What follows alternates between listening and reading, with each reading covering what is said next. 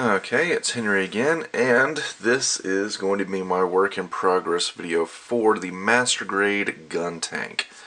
And as you can see, I've already gotten started on the assembly. Don't have an unboxing video for this kit because this is another kit that came to me secondhand. Someone had already snapped it together, and I got it from them. And so I've disassembled the entire kit and gone through and cleaned up all the nub marks, and so it's ready for paint. Not a single seam line on this kit. A few mold lines that had to be cleaned up, like especially in the armor for the arms and the cannons over here, but no seam lines at all, and I don't think I'm going to have to do very much masking. In fact, any masking I do will probably just be on the inner frame stuff, like things like this right here. So pretty straightforward paint job looks like, and I'm going to do some weathering on this kit to make it a bit more interesting, and yeah, so I'm ready to start painting. I kind of forgot, I'm actually not ready to paint yet because I have to damage the kit first. I'm going to do pretty much the same thing like I did on the Barbatos. I've already gone through with the Dremel and put in some scraped edges and stuff. Mostly on the lower half of the kit, where things are going to easily come in contact with the ground because this is a tank type. So I've got some dented edges and some scrapes and bangs and things there. And I am now just putting in a few little bullet holes with the hobby knife, just in the like the big exposed areas where a bullet could easily glance off of the gun tank. Maybe somebody's shooting at it from a distance, since the gun tank is a long range support type. Just putting in some little things like this. Like so. So, not going to damage this nearly as heavily as I did the Barbatos, trying to keep it relatively light. So I'm going to focus more on the painting and weathering aspect than the actual physical damage. So, alright, now I think we're getting close to paint time. Okay, so once again I skipped over the airbrush portion of the video just because it's nothing really new or interesting. And I'm just going straight into decals. I kept the basic color scheme from the gun tank. Just my usual little bit of pre-shading, a little bit of highlighting. And I think the colors actually turned out really good. I wanted them to be sort of a dull, faded out version of the original color scheme, and I think I achieved that relatively well. So, going a little bit light on the markings, just took some third-party water slides and threw them in a few places, and I'm actually just finishing up. Let's see, I'm going to put this EFF here on the back of the lower portion of the body. Can't even really call them legs, the tank half of the gun tank. Put that on there. Scooch that around.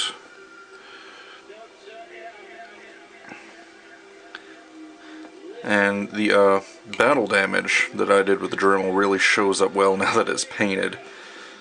So the next step after this will be doing the chipping, so those old damaged areas will get some color on them. Oops, almost messed up that decal. Gotta be a little bit more careful. Okay.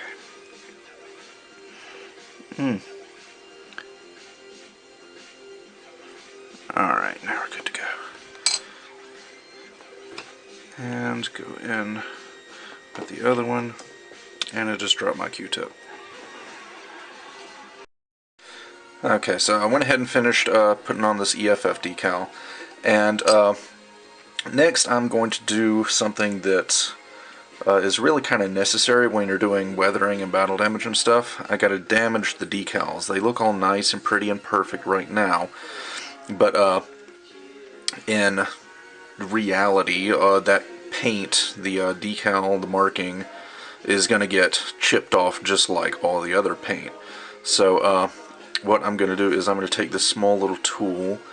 It's basically just a metal spike, and I'm just gonna go in and scratch away some of that decal. Now it's not going through the paint, it's just taking off the decal. I'm not doing it too hard, just hard enough so I can take some little chunks out of this decal here.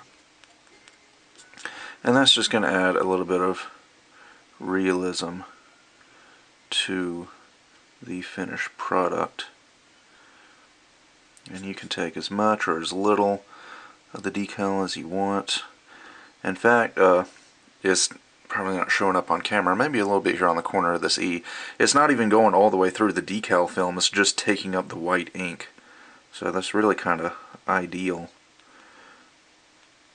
And I usually don't bother doing this on like the caution markings. I usually just do it on larger decals like this one. But it'll definitely help make your kit look a bit more lifelike. Also got a smaller EFF on the shoulder armor here that I'll do the same thing to. So you get the idea. Alright, and next up is the chipping.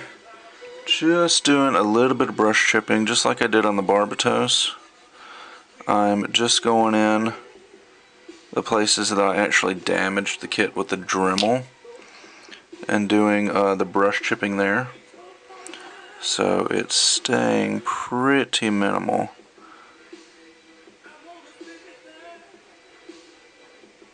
Compared to my past kits. I got some more over here to do.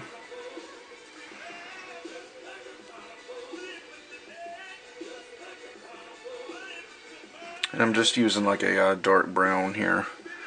Didn't even mix it up uniformly because now I can sort of grab from the light brown or the dark brown if I want to have the chipping a little bit lighter or a little bit darker.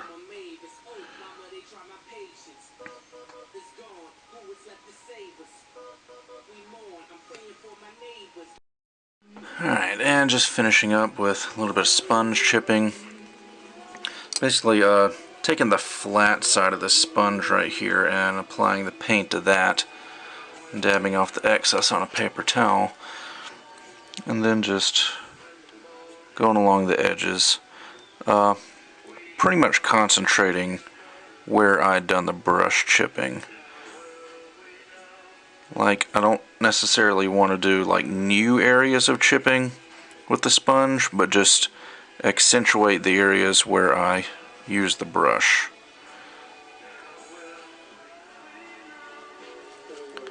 So just adding an extra layer of some smaller, more random, more detailed chips.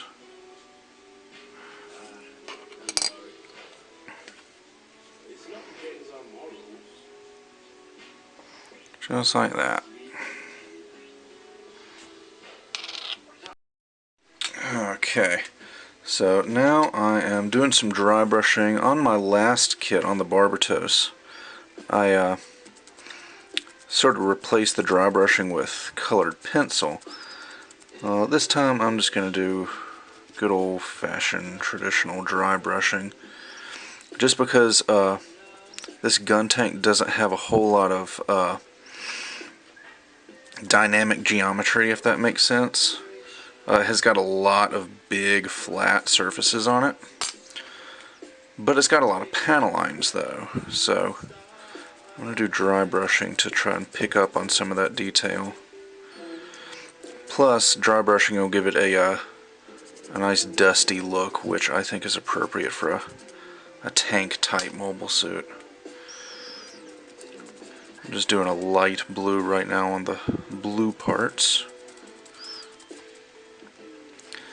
And then after this I'll switch over to a kind of a pink color for the red parts, and then a light gray for the gray parts. And for those of you not familiar with dry brushing, this is just highlighting the edges, and it's really picking up the detail from where I damaged the kit with the Dremel. It's not a huge difference, but when you get up close to it, see how it's got that little bit of outline around the damaged areas? That's what I'm going for. And you can make it as subtle or as dramatic as you want, depending on how much paint is on your brush and how much you dry brush the part.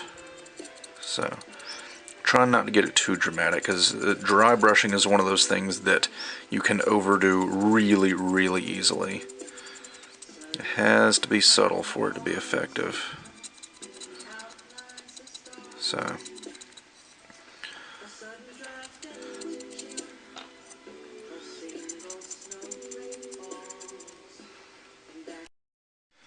alright, so the wash is the next step, just using my Mr. Weathering color here. I did the inner frame in a black wash using the Mr. Weathering color multi-black, and I'm doing the outer armor with brown, just to give it a little bit of a hue difference, a little bit more dirty, oily, tonal difference. Not tonal, that's not the right word, but anyway, you get the point. So just brushing this along the panel lines and the raised areas and the details and stuff down in here, and then going in with a paper towel and gently rubbing that down. Now the reason that I did the dry brushing before the wash is because I wanted the dry brushing, or the wash, to sort of tone down the dry brushing a bit, and it's doing that because I'm about halfway done putting the wash on the kit, but I think it's toning the dry brushing down a little bit too much. It's basically just where I'm directly applying the wash. I think it's like where I'm rubbing with the paper towel and I didn't actually put wash, the dry brushing is pretty much remaining intact. But where I did do the wash, it is rubbing it away a little bit more than I would like. I mean, I wanted it to take it down a notch, but it's taking it down too many notches. So I'll probably have to go back and retouch my dry brushing. This is just kind of an experiment because I wanted to see what the effect would be like. And I used acrylic for the dry brushing, so this oil-based wash isn't like, it's not the same kind of paint, so that's not the problem. But I think just the combination of putting this wash on there and then rubbing it down with the paper towel is taking it down a little bit too much. So I think in the future I'll just stick to doing the dry brushing after I do the wash, because I don't want to have to do dry brushing twice. Alright, so now I am doing some oil work on here, adding some streaky things and some stains and stuff like that. Right now I'm working with the white, and this is oil paint. This is like artist oil paint that you get out of a tube, not modeling paint. And I'm just going in and putting a little dot here and there, wherever I want there to be like a light colored streak, like a rain stain, or somewhere where like the sun has been really beaten down on the paint job, and just doing some streaks like that.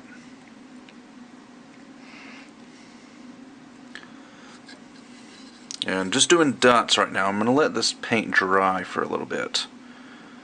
I think one lesson I learned on my Barbatos Lupus Rex was that I think I didn't let the oil paint dry enough before I started blending it. So that's definitely something I want to try and do on this guy.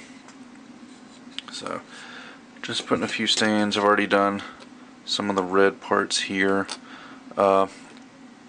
And then I'll come back and blend those with some paint thinner.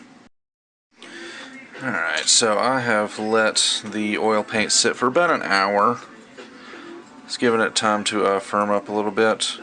And now I'm just going into some paint thinner with a, you're supposed to be using like a broad flat brush, but this one is, the only flat brush I've got is pretty small. And one thing I've realized this go around is I put a little bit too much paint on each one of these old dots. Like some of them are fine, like these right here are fine, but some of them I definitely put too much paint. Probably could have done with about half that. And I know it looks really alarming right now, but the good thing about doing this streaking with the oil paint is that the more you work with it, you can just blend it and blend it and blend it and blend it until it eventually just disappears. So even if you do use too much paint, you can just blend and blend and blend until it's all gone. And I think that's about what I'm going to have to do on this particular part. This wasn't a very good example part. But you see how the more I pull that paint down, the more subtle these streaks get.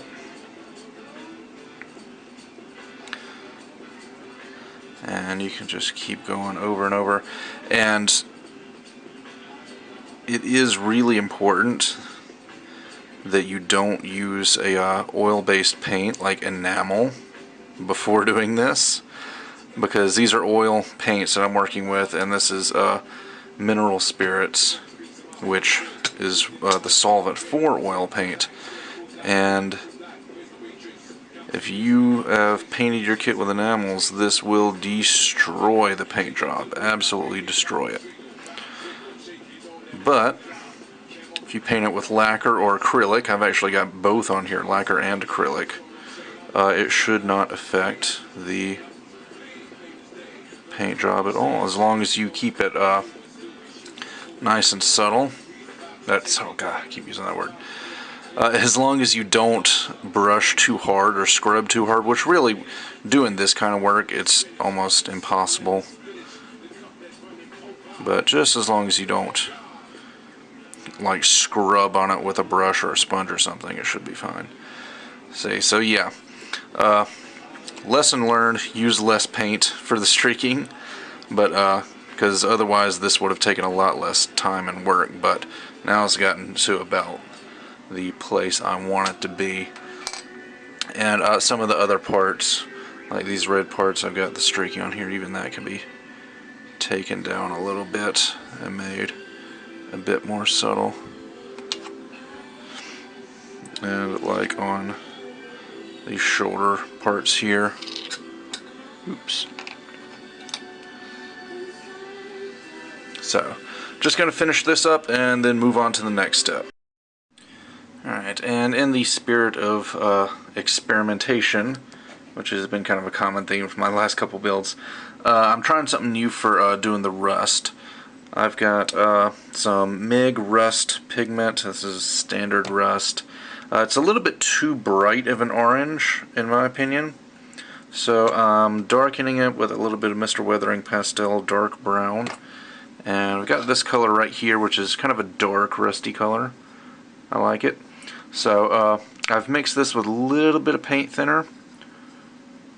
And what I'm doing is I'm just going in, and the places where I did just not even all the places with where I damaged with the Dremel, but just the places where it's especially deep, like the bullet holes and stuff. Just doing a little streak like that. And this is not what it's going to look like on the final version, because once this paint thinner dries,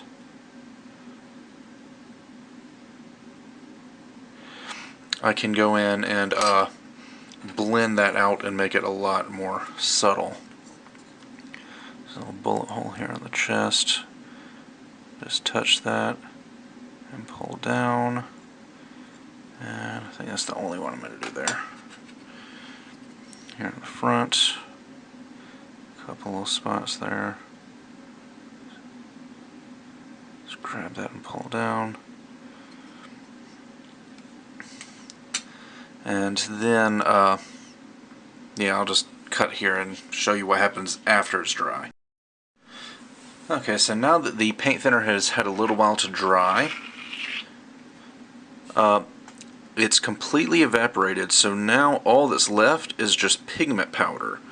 And pigment powder, you can apply it a lot of different ways. You can use it dry, but it doesn't stick quite as easily, and you can't do like nice precision work with it like this. But when you use it wet with some paint thinner, you can do stuff like this, streaks and things, and then when that thinner dries, you can take a brush and pull that down and make that nice and subtle, kind of like what we did with the streaking and the oil paints. It's just this is dry color pigment. It's not actual paint. It's the stuff in paint that gives it color without any of the thinners or binders or oils or anything like that. So really, you can brush that out and make it as subtle as you want it to be. So, and here we go on the red.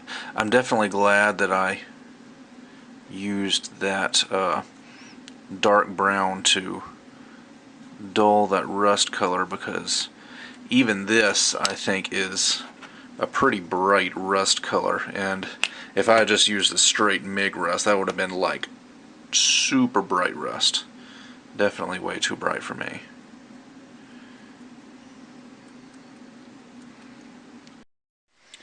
Real quick, one thing I realized is after all the oils and the pigments and stuff have dried, you can even take a paper towel and gently rub that and take it down even more and make those streaks even more subtle. And this is kind of like a fine tuning, because I really don't want this streaking to be too intense, which is a mistake I made on that guy. But this is really taking it down to where I want it to be, so that's good. Okay, so I have gone in and top coated the entire kit, the inner frame, outer armor, everything has got a nice flat top coat on it. And now for the final bits of weathering. Now, one thing I'm going to do is I'm going to make some mud for the treads on the lower half of the gun tank. And there's lots of different ways you can make mud for modeling. Most of them say use some sort of paint as a binder and then throw in some plaster or talcum powder or dirt from the yard, which is actually what I've got. You can use pastel, or not, pigments, pastel, same thing. Mr. Hobby calls them pastels, but they're basically powdered pigments. And then you can also buy like Mr. Weathering paste and get like mud effects straight out of a bottle, which is probably something I'll do in the future, but for now I'm making it myself. So I've got some acrylic paint here, water-based paint. I really wanted to make sure that I used water-based paint because the joints on these treads are super tiny, and I didn't want to use mineral spirits or, God forbid, lacquer thinner or anything that would risk compromising those tiny joints and cause them to break. So I'm using a water-based acrylic here, and I've got some dirt from my yard. Just going to sprinkle that in there. And oops. And then I've got a bunch of these pigments and things. Probably not going to use all of them, but I say I'll take some of this dark brown. Don't need a whole lot of it. Just add a little spoonful of that, and maybe a little bit of this black, just a touch. And then, let's see, what is this one? This is light brown. That's about the same color as the paint, so I'll add in some of the sand brown, or sandy yellow, or whatever they call it. Okay. I'm just going to mix that up. Now the dirt in there is what's going to give it the texture, because without that it's just going to be acrylic paint with more pigment in it. But the dirt or talcum powder or plaster or whatever you decide to put in is what's going to give it the texture.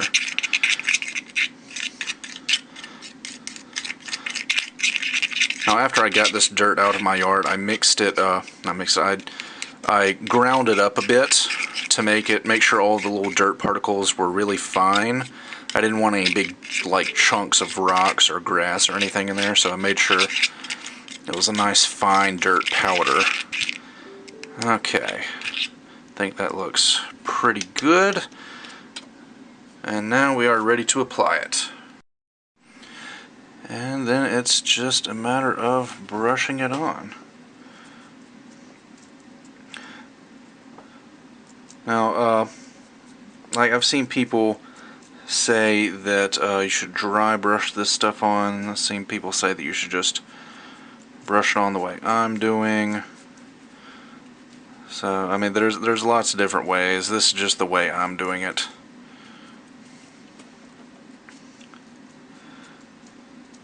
Because I want these to be pretty muddy, and after it dries I may go and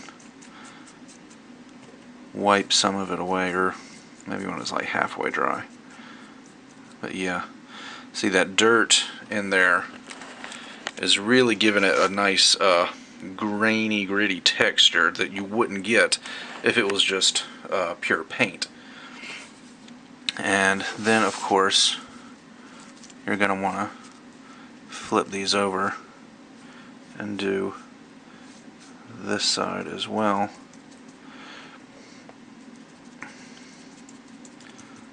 And the edges. Can't forget the edges. Would make sense for those to be clean.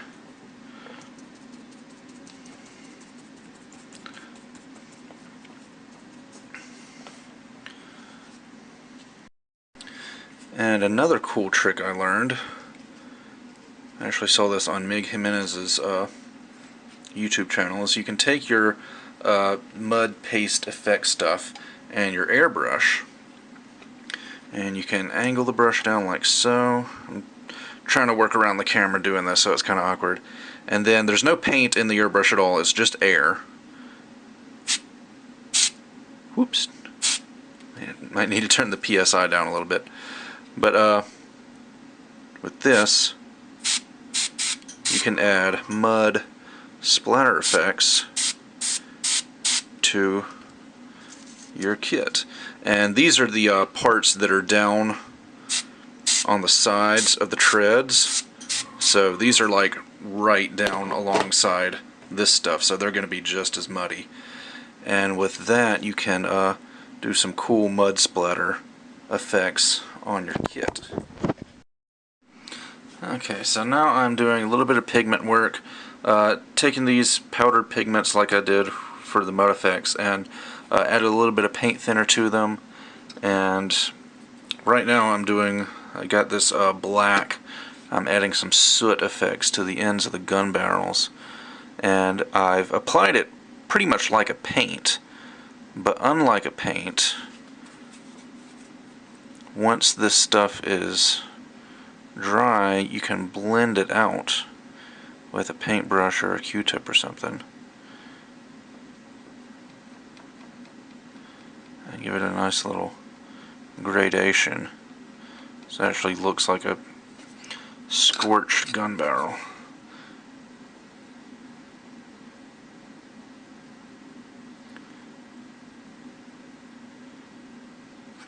I think a Q-tip might be. Let me try a paintbrush. This works a little bit better, since this will be a little bit softer.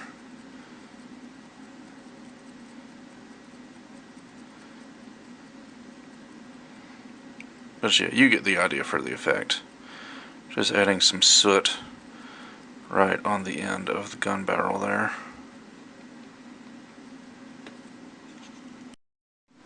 Okay, final step on this guy is the graphite. And just like on the Barbatos, I'm going in, and anywhere where I did the chipping damage, I'm just going in with a graphite pencil,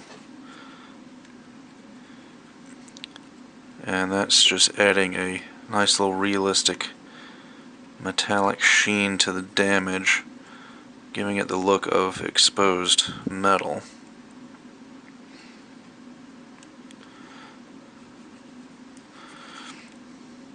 And it's kind of tedious because you have to go over the entire kit, and anywhere you did damage you gotta go in the graphite, but it doesn't take very long because, you know, it's just a pencil. So shouldn't take too long, not more than about 10 minutes to get this done.